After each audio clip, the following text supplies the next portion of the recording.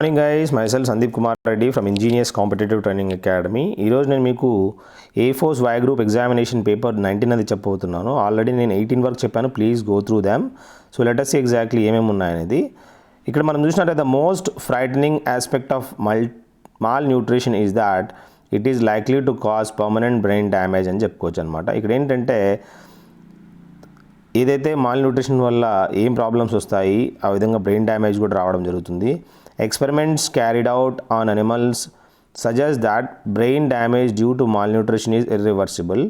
This may not be true of human beings. Nevertheless, known facts as well as results of tests conducted so far point out alarming conclusion.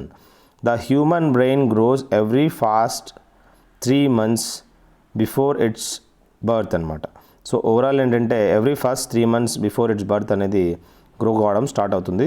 The child's brain was 1/4 of adults brain in 1 year. The brain of a child is already 66% of the weight of the adult brain.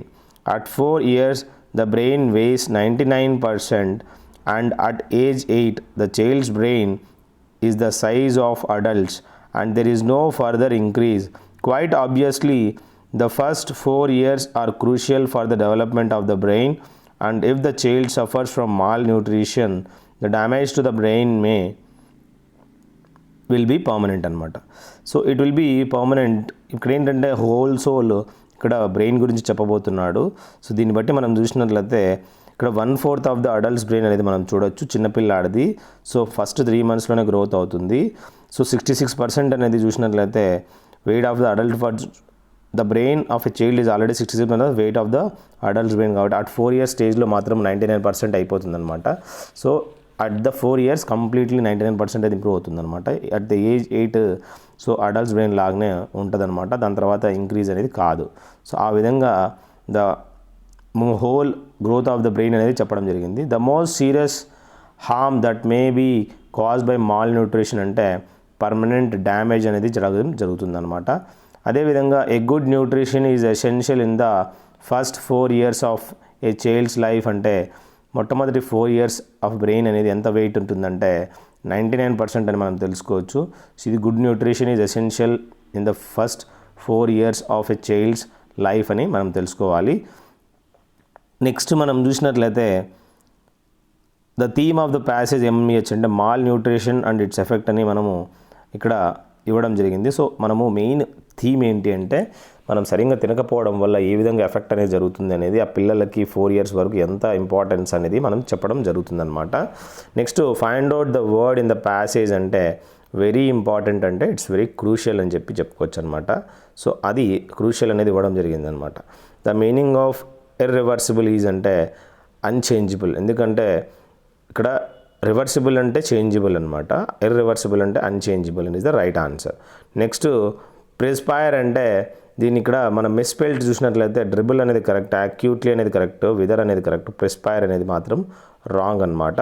Next meaning of drudgery అంటే labour అనేది మనం చూసినట్లయితే ఇది మనము drudgery దీని meaning ఏంటంటే labour అని చెప్పుకోవచ్చు. ఫిగేటివ్ అంటే అన్స్టేబుల్ అని మనం తెలుసుకోవచ్చు.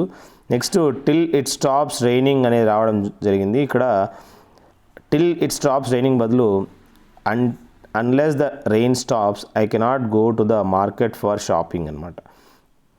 రెయిన్ స్టాప్ అయ్యేంత వరకు నేను పోను, unless the rain stops I cannot go to the market అని చెప్పుకోవచ్చు అనమాట.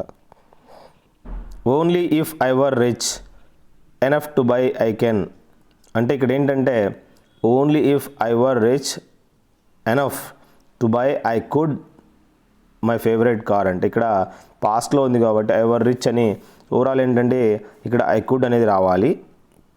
నెక్స్ట్ ఏంటంటే cinema as a PQRS arrangement of sentences అనమాట. Cinema as a medium of instruction can very effectively be use to educate children as well as illiterates under adult education scheme అని చెప్పి మనం తెలుసుకోవచ్చు అనమాట. So this is the best way of making it, how best you can make. Next the absence was reported to be on bed since last 3 days అని చెప్పుకోవచ్చు అనమాట. ఏదైతే absence ఉందో it was reported to be on bed since last 3 days అని చెప్పి మనం తెలుసుకోవాలి.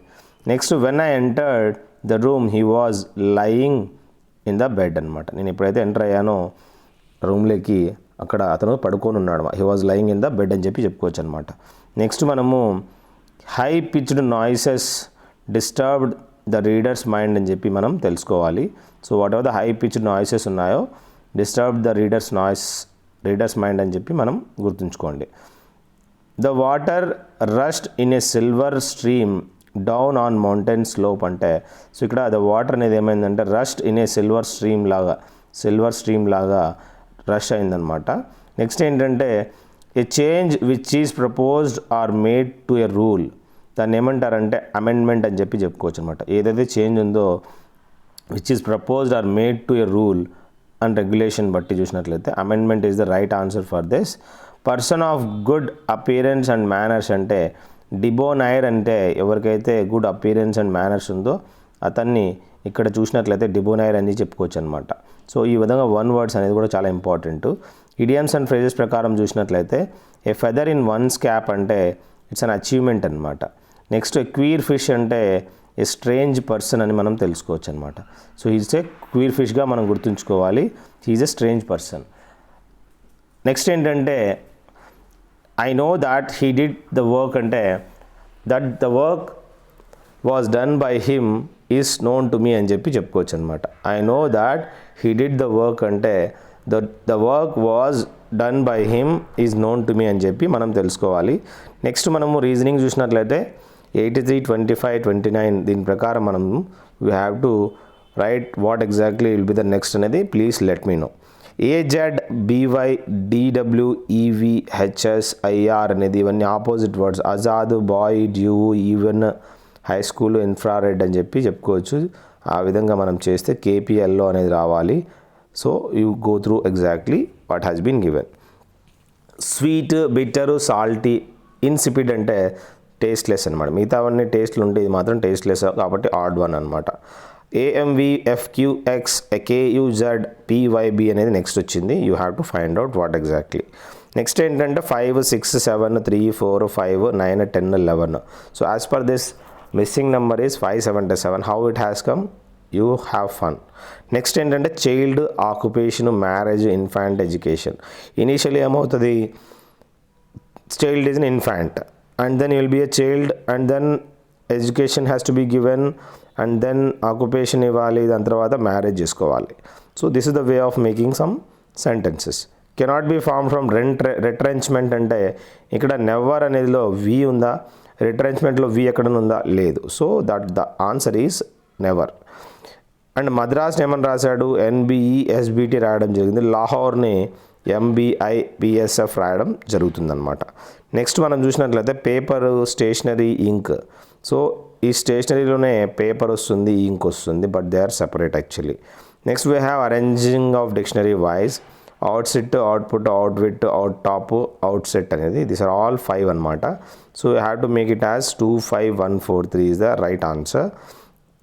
Next we have Kolatam and Choliya dance form of అంటే ఆంధ్రప్రదేశ్ అండ్ ఉత్తరాఖండ్ చూసినట్లయితే so they are the dance form of Andhra Pradesh and Uttarakhand, Kolatam and Choliya అనమాట. Kolatam is for Andhra Pradesh, Choliya is for Uttarakhand అనమాట. Next we have non biodegradable waste ఏంట్రా అంటే ఏదైతే ఉంటుందో దాన్ని రీసైకిల్ చేసుకోవచ్చు. That is a recycle one which is a non biodegradable అని చెప్పి చెప్పుకోవచ్చు అనమాట. వాట్ ఈస్ సెబీ అంటే ఇట్స్ రెగ్యులేటరీ బాడీ అనమాట. Security exchange board of India అని మనం తెలుసుకోవచ్చు. ఇది రెగ్యులేటరీ బాడీగా గుర్తుంచుకోండి. రెగ్యులేటరీ అంటే విచ్ కెన్ మేనేజ్ అనమాట. An example of smart money అంటే credit card is an example అని చెప్పుకోవచ్చు. Whatever we are doing smart money అంటే it's all digital marketing and all it's a smart money అనమాట. Who is known as father of micro economics అంటే John Maynard Keynes అనే అతను father of micro economics అని చెప్పి చెప్పుకోవచ్చు అనమాట. Next we have post office saving banks ATM was recently inaugurated in అంటే ఇక్కడ పోస్ట్ ఆఫీస్ సేవింగ్ బ్యాంక్ అనేది చూసినట్లయితే ఏటీఎంలో మనం చూసినట్లయితే రీసెంట్లీ ఇనాగ్యురేటెడ్ ఇన్ విశాఖపట్నం అనమాట. సో విశాఖపట్నంలో మనం ఈ విధంగా పోస్ట్ ఆఫీస్ సేవింగ్ బ్యాంక్స్ అనేది ఓపెన్ చేయడం జరిగిందనమాట ATM. The study of elections ఏమంటారంటే సిఫాలజీ అంటారు, where you start reading the study of elections అనమాట. What is the unit for measuring the pitch or frequency of sound అంటే decibel అని మనం తెలుసుకోవచ్చు. This decibel is the frequency of sound అని మనం గుర్తుంచుకోవాలి. The fastest acting enzyme in the biological kingdom is అంటే ఇక్కడ బయాలజికల్ కింగ్డమ్లో మనం చూసినట్లయితే ఫాస్టెస్ట్ యాక్టింగ్ ఎంజైమ్ ఏంట్రా అంటే కార్బోనిక్ యానిహైడ్రేస్ అని మనం తెలుసుకోవచ్చు. This is the fastest acting in the biological kingdom అంటే carbonic anhydrase. Next lightning cause rainfall because it activates H2O molecules అనమాట. ఏదైతే లైటనింగ్ ఉందో ఈ విధంగా మనకు థండర్ అనేది కనపడుతుంది కదా, అది మనకి రెయిన్ఫాల్ అనేది చేయడం జరుగుతుంది. ఎందుకంటే H2O మాలిక్యూల్స్ని యాక్టివేట్ చేసేది ఏంట్రా అంటే ఆ లైటనింగ్ అని మనం తెలుసుకోవచ్చు. At present population of attend ఉంటుందంటే 26,010 ఉందన్నమాట. It increases annually at the rate of 2%.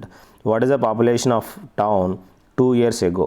2 ఏళ్ళ తర్వాత 2% ఇంక్రీజ్ అయితే 100 కాస్త 102, 100 కాస్త 102 అంటే 1440 ఏమైందంటే ఇప్పుడు ఈక్వల్ ఎంతకు సమానం అంటే 2.5 అనేది ఇంటూ చేస్తే 26,010 రావడం జరుగుతుంది అనమాట. అంటే ఆ ఇంటూ అనేది ఈ 10,000కి చేస్తే మాత్రం 25,000 అనేది 2 ఏళ్ళ మునుపు ఉండే వాళ్ళ యొక్క ఈ విధంగా పాపులేషన్ అని చెప్పుకోవచ్చు. సో ఈ విధంగా we have to find out the questions. The compound interest అనేది ఈ విధంగా and in 2 years 12% per annum is 10,176 అంటే 12% కాబట్టి రేట్ ఇంట్రెస్ట్ ఎంత అవుతుంది? 12 + 12 + 12 × 12 డివైడెడ్ బై 100 అంటే ఇక్కడ మనకి 25.44% ఆఫ్ ప్రిన్సిపల్ ఎంత ఇచ్చాడు అంటే వాడు ఇక్కడ 10,176 వచ్చిందనమాట. అప్పుడు ప్రిన్సిపల్ వాల్యూ ఎంత అంటే 40,000 రూపాయలని మనము ఆ సమ్ ఇన్వెస్ట్ చేసినది ఎంత అంటే 40,000 అని చెప్పుకోవచ్చు అనమాట. నెక్స్ట్ మనం చూసినట్లయితే A³ + B³ is equal to 35 అనమాట. AB is equal to 6. Then find the value of A + B అనమాట. You go through this whatever you can do it, you find out the value of A + B and please let me know. You can only do this. The sum of the fraction and thrice of its reciprocal is 73/20 అనమాట. ఒక fraction ఇవ్వడం జరిగింది and thrice of this reciprocal యొక్క sum ఎంత అంటే 73/20 అయితే ఆ fraction ఎంత కనుక్కోమన్నాడు. Find out. నెక్స్ట్ ఏంటంటే cot 45 - 1/√3 cosecant 60 అని అడిగాడు. సో దీని ప్రకారం మనం వాల్యూస్ సబ్స్టిట్యూట్ చేస్తే ఆన్సర్ అనేది 1/3 రావడం జరుగుతుంది. You can directly go through the values. If 2 equal sides of an isosceles triangle is 20 centimeters each and the third side is 30 centimeters.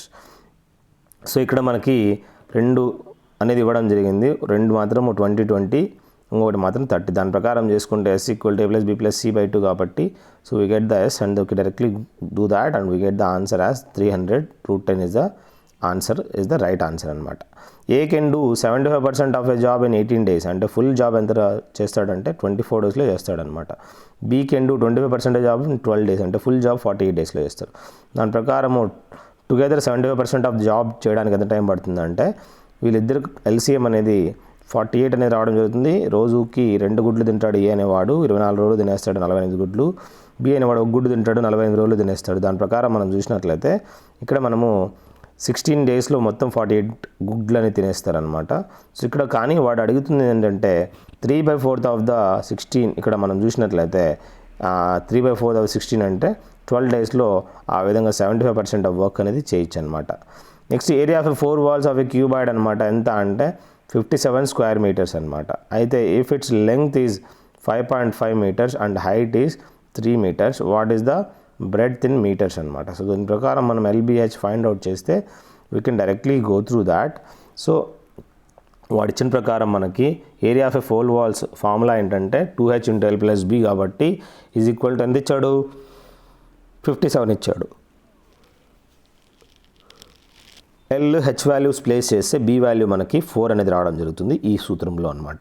Next మనకి if the 30% discount is given on selling price of 1050 then what is the selling price if the discount is given 15%. So as usual 30% discount ఇచ్చాడు కాబట్టి on selling price of 1050 కాబట్టి we do this after this 30% అంటే 100 కాస్త 70 కమ్మాడు. 70 అనేది ఎంతకి equivalent 1050కి 70 గుడ్లు 1050 అయితే ఒక గుడ్డు 15 రూపాయలు అనమాట. సో అలా 100 గుడ్లు ఎన్నైతే 15 రూపాయలు మార్క్ ప్రైస్ అవుతుంది. కానీ వాడు డిస్కౌంట్ ఇచ్చాడనమాట ఆ మార్క్ ప్రైస్ మీద. ఎంత అంటే 15% తోటి. సో సెల్లింగ్ ప్రైస్ ఎంత కమ్మాడంటే 1275 రూపీస్ అమ్మాడు. దాని మార్క్ ప్రైస్ అనేది 1500 ఉంటే. What is the average of total numbers between 9 and 90?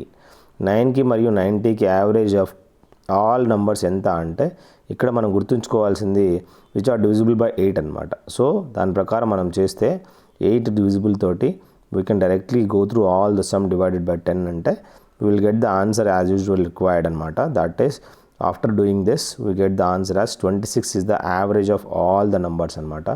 So this is the main equation of it. You have to find out. I hope all these questions you have understood. If you have any queries, please let me know, and I am very thankful for you guys. Have a good day. Have a great life.